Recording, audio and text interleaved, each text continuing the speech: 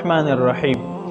یو کس تپوس کړی دی که یو انسان د تشهد په الفاظو کې د اشهد ان لا اله الا الله نه پس وحده لا شریک له اضافه وکړي نو آیا د ده مونځ صحیح دی او که نه مونځ یې ورسره خرابېږي؟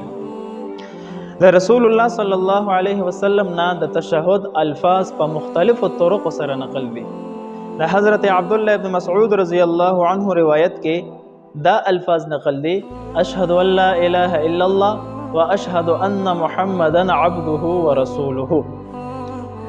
نو دک روایت احناف اختیار کړی دی او د اکثر امت مسلمون به دک روایت باندې عمل دی. البته په بعضو روایتو کې شته د ابو داود شریف روایت دی د حضرت حطان ابن عبدالله رقاشي رضی الله عنه. په دې روایت کې اشهد ان لا اله الا الله وحده لا شریک له الفاظ نقل دي. نو کو یو انسان دا اشهد ان لا اله الا الله نه پس وحده لا شریک له زیات ووی نو د ده مونځ نه متاثره کیږي، د ده مونځ صحیح دی. البته زموږ فقها فرمایي چې د حضرت عبدالله ابن مسعود رضی الله عنه روایت سند اعتبار سره ډیر قوي دی.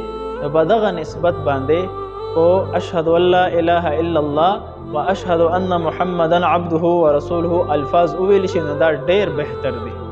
البته کو چا اضافه وکړه د وحده لا شریک له دا هم جایز دی او مونځ ورسره صحیح دی. والسلام.